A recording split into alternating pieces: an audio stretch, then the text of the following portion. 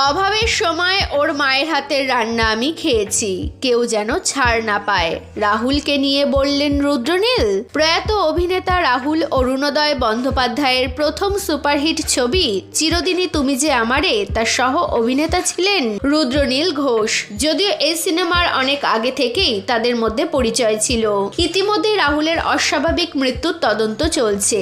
এবার ভোটে জয়লাভ করার পরেই কাছের বন্ধুকে নিয়ে মুখ খুললেন রুদ্রনীল। এদিন তিনি বলেন, বেশ কিছু মানুষের গাফিলতি ও লোভের জন্য রাহুলকে চলে যেতে হয়েছে, যাদের উদাসীনতায় ওর এই মর্মান্তিক পরিণতি হয়েছিল।